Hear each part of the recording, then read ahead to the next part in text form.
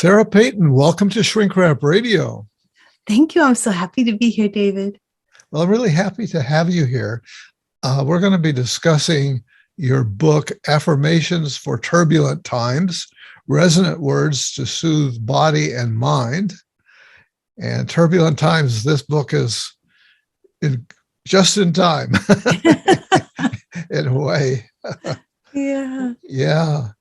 And I understand this is the third in a series of books that you've published, all focusing on resonance. Yes. So tell us how you got interested in resonance, and what does resonance? What is it?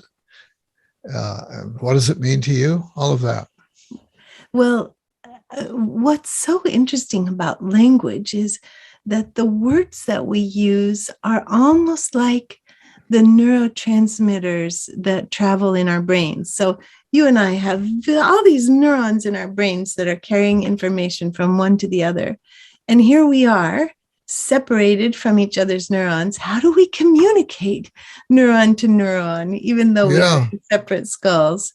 And the words that we use bring different kinds of neurochemicals between us. So if I use words that conjure up and bring us together in warmth, then that changes our neurochemicals for each of us.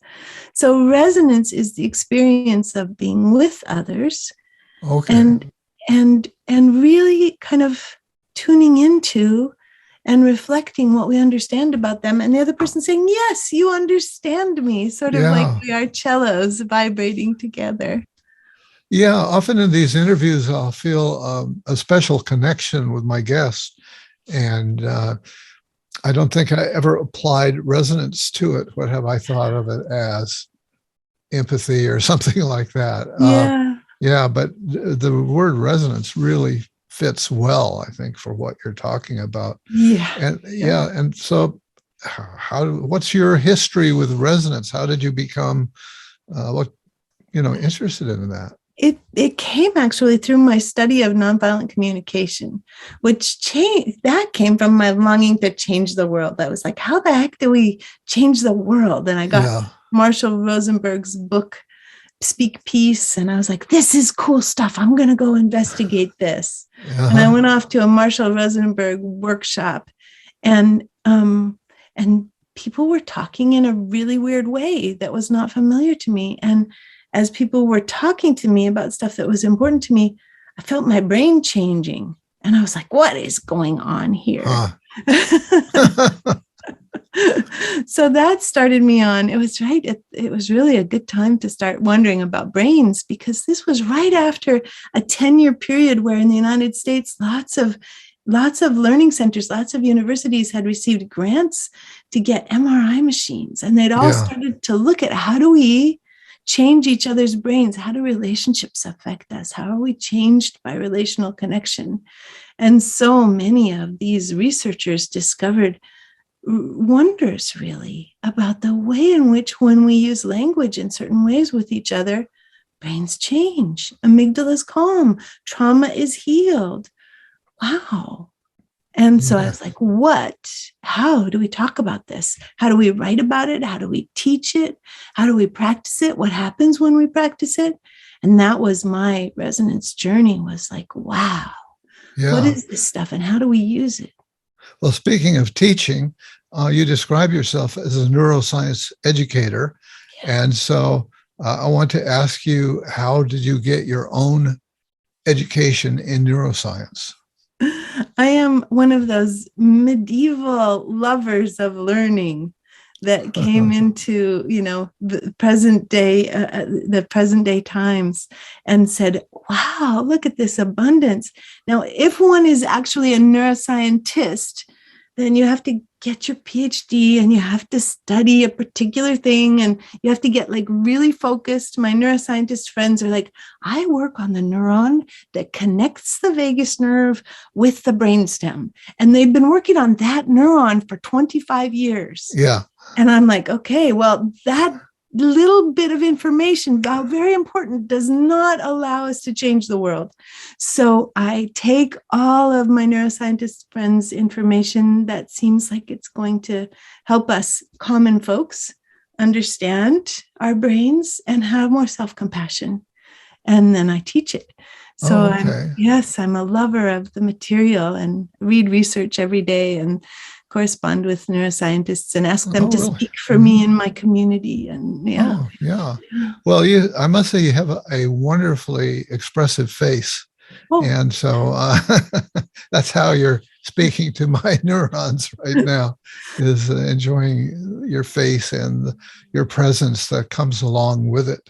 mm. Um, and Well, our as, friend yeah, Stephen Porges, the fellow yeah, who developed the polyvagal theory, he says that when our faces are mobile, we're letting each other know that we feel safe with each other. There's a real invitation to a neuroception of safety when our voices are alive and our faces. yeah, yeah. As a male, I think culturally my Yeah. face is a bit frozen. Mm, mm. It comes along with the at least cultural baggage of being a male, I think. Yeah. Um, and the related question is, I know that you say that your affirmations that are in your book, that we're going to be discussing more, are grounded in neuroscience. So how so? What's the connection? My editor at Norton, she tells the story of this book. She said she was going home and talking to her family, to her 2 kids and her partner. She was telling them about all the things that she was publishing about trauma. Yeah. And her kids finally said to her, "Why don't you publish something happy?" Right. Yeah. So she actually It takes a child. yeah, Right. right. So she called me up and said, "Hey, Sarah, you want to do an affirmations book for me?" And I said, "Sure." I love my editor, so I would probably do anything that she asked me to do. And then I went to look at the research into affirmations because I, of course, love research. And what I found, I was really struck by it. There's a quite a bit of research that shows that when human beings use affirmations, it supports their well-being, it supports mood, it supports the immune system. So I was like, wow, this is a fun discovery, because I wasn't, working primarily in the world of affirmations before I started work on the book. But as I worked into it, I discovered the way in which my resonance work is already very filled with affirmations. And as we settle into these particular kinds of affirmations, where we first acknowledge the wonderings, I call them. What are our wonderings? Because I have a friend who says we have a little guy sitting on our shoulder. We do an affirmation and the little guy says, "Oh yeah, sure." Right. Like, my Yeah. life is filled with abundance.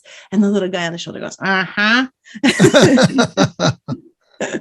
Yeah. And so if we talk to the little guy first, and this is what those wonderings are, if we say, "Do you need a little acknowledgement?" If we're working on abundance, for example, do you need a little Yeah. acknowledgement that you grew up in poverty? Do you need a little acknowledgement that you made coffee tables out of wooden spools for cable? Do you need some acknowledgement that you never that you never had a sense that there was enough? And now that we've acknowledged that, what if abundance, what if a sense of abundance is your birthright? Yeah. What if abundance belongs to all of us? And Yeah. so then the little guy's calm because he's been acknowledged. And then the body gets to take that full sweetness in. I know about the little guy. I think most of us do. Yeah. And so what's the relationship between affirmations and brain resilience? Because I know that's something else that you've looked into, and I'll have a little sip as well. Oh, yeah. Wonderful. The relationship between resilience and affirmations is really lovely. Resilience is our ability to get up after we've been knocked down. Resilience is the ability to live with life as it is and to continue to grow and flourish, no matter what's happening in life as it is. It's really deeply connected with what scientists often call post-traumatic growth. Instead of post-traumatic stress disorder, we get to have post-traumatic growth. We get to find the lessons and the truths and the strengths that reside in us that come from our experiences of surviving and even thriving after trauma. By So, the way, you mentioned that you're editor at Norton Books, and I just want to say that that's really a strong affirmation for you, because they are the leading publisher of all of this leading edge neuroscience. Yes. Yes. So yeah, I find myself interviewing quite a few of their authors, because their publishing has really turned out to be kind of the go-to place for well-established, respectable science. Yes. So good for you. Yeah. Yeah. Yeah. It's a sweet a marriage made in heaven for me. Yeah. Yeah, I'll bet. And, going back to the feeling good about the spool table that one has made. Yeah. It seems to me to relate directly to resilience. That's part of it, is kind of patting oneself on the other shoulder and saying, hey, look what you've done here. That you've come out of a humble background. Or I remember as a student, and I haven't really, in many ways, I've retained the furnishings of my student days. Yeah. But it feels good to get by with what you have. And to be creative and making new uses for things. Yeah, exactly. Yeah. And that's a little bit, what post-traumatic growth is. It's like taking those bits and pieces from life and making them into really beautiful furnishings. And I have one of the things I'm really proud of is I have a table over to the left. It's not the one that all this equipment is sitting on, but it's got a bunch of books sitting on it over to my left. And it is, I think I got the idea from somebody else. I saw they had done something like this, and I got excited about it to make a table that was extremely sturdy. The first things I made as a student, I tried making a desk for myself one time, and it went, it just folded, because I didn't have a parent to model that stuff. Yeah. And so I drove nails through the leg into the plywood, just, which split and, had no holding power. And over the years, I've evolved in my understanding of what it takes to support a table. So I created, a really honking, big, heavy-duty table with the top is made of 2 planks that are about this thick, right? And then the legs are supported by, I think, 6x6s or something like that. And then it's all stressed by burning it all with a torch, which kind of blackened it and made it. And then also, I think I pounded in some curves and so on. So I feel I wish I could show it to you. It's something I feel proud of. I did it some years ago, and it's lasted me a long time. I mean, this table is going to go into the next millennium. Yeah. And you discovered how to make it strong from those earlier experiences and experiments. Yeah. And maybe in the process, I made myself stronger in a certain way.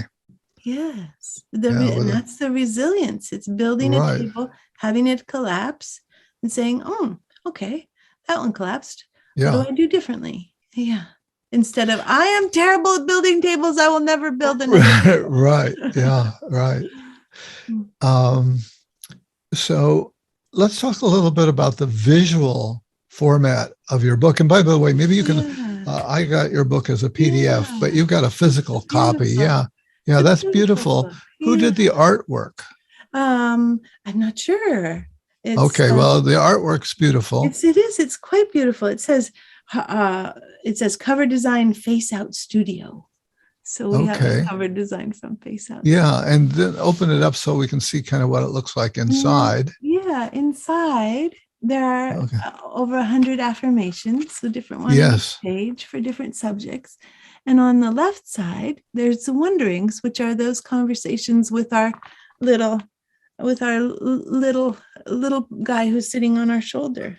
So for aging, for example, are you distracted and discomforted and worried and mourning the losses that come with aging? And then on the right-hand side, and then there's more about the wonderings, then there's the affirmations. I recognize myself no matter how much the way I look changes. I meet the losses that come with aging with warmth and humor. Yeah. Yeah. So where do these come from? They come from you. And what's your process in creating these affirmations that turn into a book?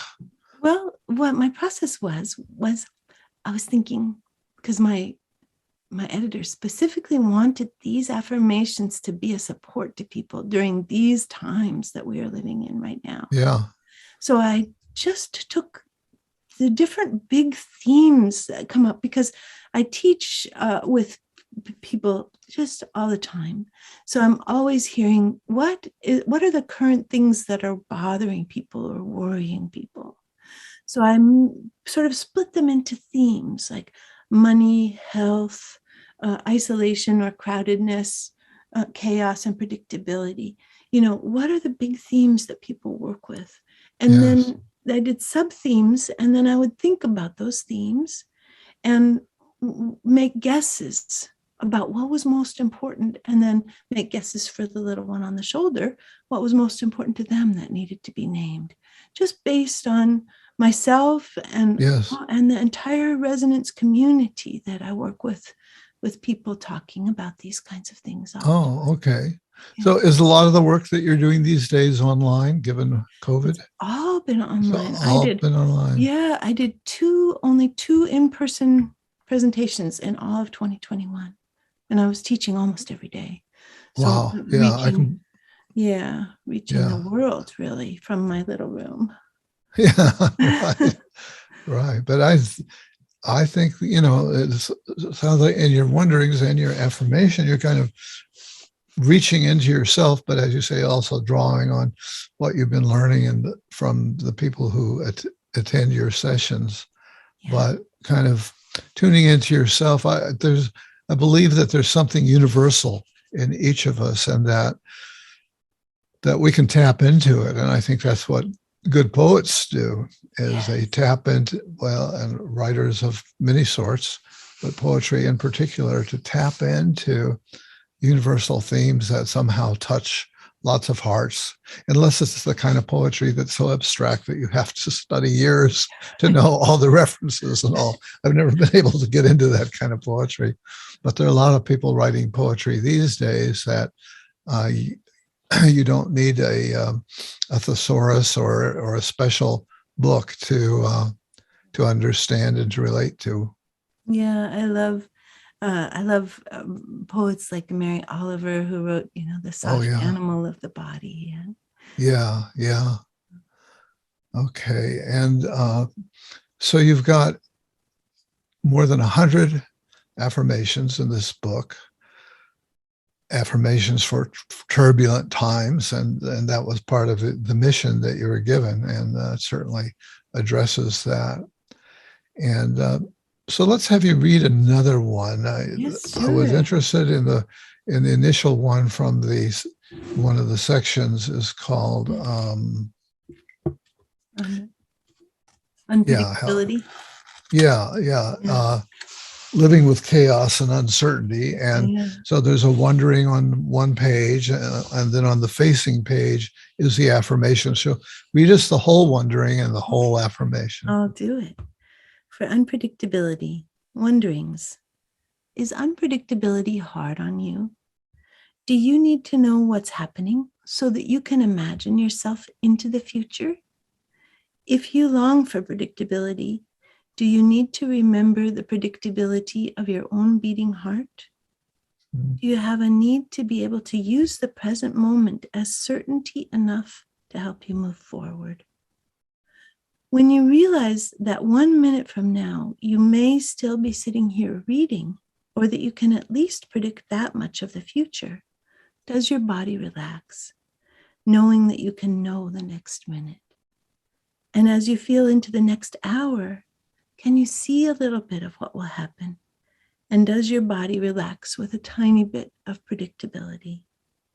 You may have some sense that you can see into tomorrow too. And with that, is there a kind of relaxation, a reassurance?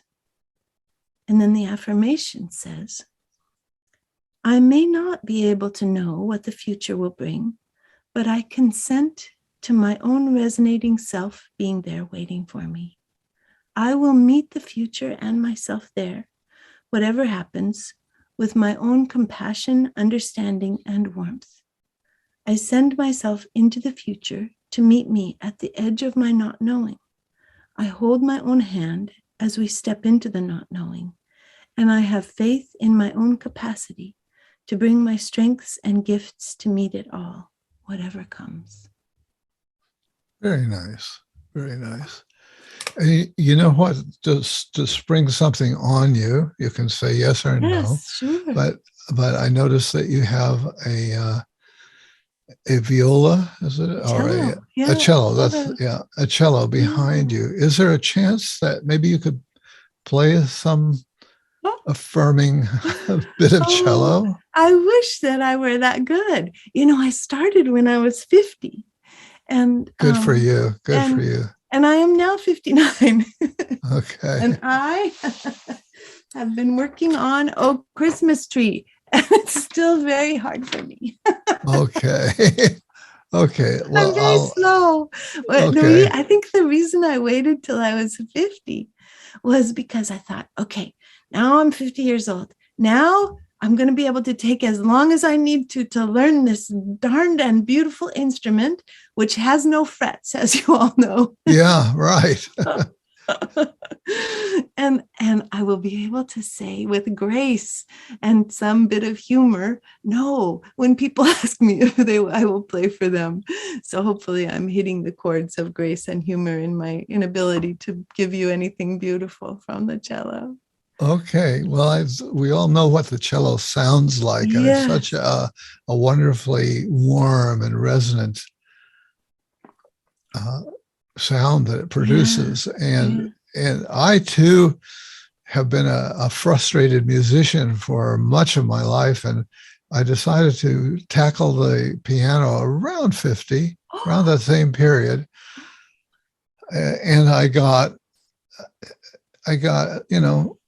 a ways into it, but also it's kind of coincided, maybe not at 50, but later, with some memory issues, such that I was interested in improvisation more than in memorizing long pieces. Yeah.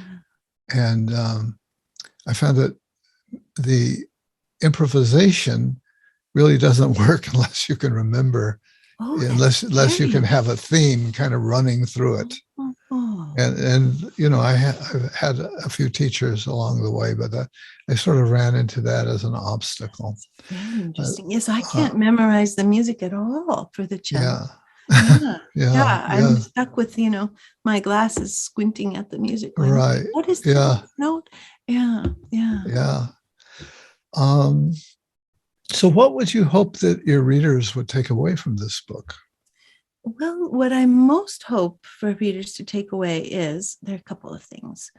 One is, I like to think of this book, and it's so soft. It feels so soft. It's such a lovely it's an inviting looking book. And it's really wonderfully tactile you can feel the lines, but that it's a hug in a hardcover, that they would have it with them and that they would be able to kind of reach out and just kind of touch it and know that their experience mattered, and that there were ways to talk about whatever their experience was, and ways to come back to their own mission. Because this is what I really think that affirmations do for us, is they bring us back to our own mission.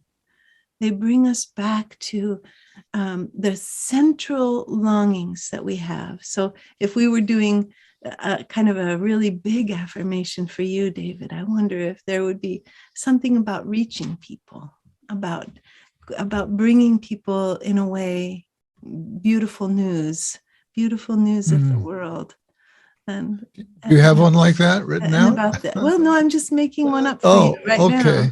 Because Okay, I well, think, go ahead. yeah, I think we all need these beautiful, a sense of our own beautiful mission. And that what I would hope if as readers read this book, what I would hope is that they would begin to find their own like general sense of mission. So tell me whether you have a sense for yourself that you love to reach people with beautiful news. You're asking me that as a Yes, I question? am. Yeah. Yeah. Yeah. Well, when yeah, that's what I've wanted to do. It hasn't always been beautiful, but Mm-hmm. I've wanted to reach people with a broader vision of psychology than was normally put forth in most uh, traditional colleges. And a lot of that was pretty negative. I got very interested in, I felt in myself that psychology has got to be broader than that, broader than it's not all about pathology and so on. And fortunately, my first teaching job, full time professorial type job, was in a department that was very young and was kind of the rubric that we worked under was humanistic psychology, although I think each faculty person had a somewhat idiosyncratic sense of what that was about, humanistic. But the first time I heard the word humanistic psychology, my reaction was, oh, that's my people. That sounds right. That's got the right ring to it. And I think I in my life, I've worked intuitively a lot. Not always obvious to me, but then in retrospect, I realized, wait a second, there was some kind of intuition at work here that moved me in this direction or that direction. So I wanted to. If we just start there, we'll go on from there. But would the beginning of your mission be to follow my deep intuition in order to bring to the world an expansive view of the healing of the mind? I love it. Mm-hmm. Yeah, I love it. Mm-hmm.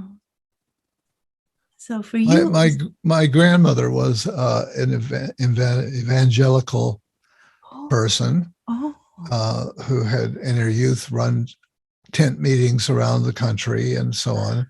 And she despaired for my soul as I moved away from all of that as I got older. And I tried to assure her, I said, I'm not as far away as you might think I am. Right. Because I was beginning to really sense that what I was doing was a spiritual mission of some sort. And interestingly, she published a newspaper called Healing Hope. And I was some years into doing the podcast when it kind of hit me, duh. Here I am. I think maybe I'm carrying that on in a way. That's very beautiful. It gives me goosebumps. Yeah. I was just reading Ian McGilchrist this morning, who I love, his new book, The Matter with Things. And he was writing about how with little truths, it's very easy to think that little truths are opposed to one another. They seem very contradictory to one another. But once you get to the big, profound truths, they are no longer in contradiction with one another. Yeah. I interviewed him. What's his first name? It was a long time ago. Ian McGilchrist. Ian Gilchrist, yes. Yeah.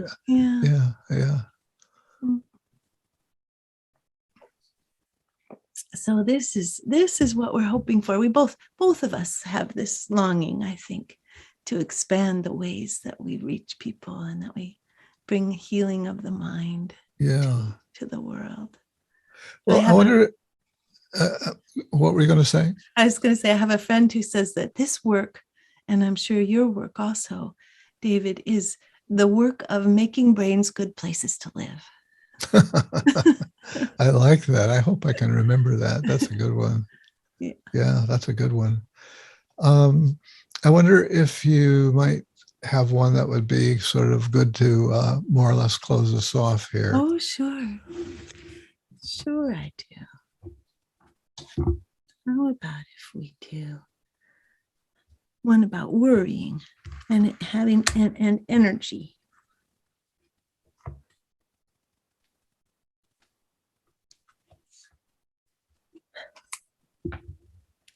Here's our worrying and energy with our wonderings. Do you feel your life energy trickling away from you as you worry? Do your worries sap your strength and take you away from yourself? Does your worry jangle your nerves and make your chest buzz? Does it make it hard to rest? Does your mind never stop? Do the thoughts run repetitively without ceasing? And do they keep you out of the present moment? Is it hard to tell if you are more afraid or more lonely? Is it hard to find yourself within the static so that you can know yourself and relax?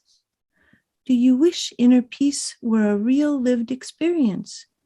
Do you long to be able to use all your capacities to build and nourish your life rather than expending them on anxiety?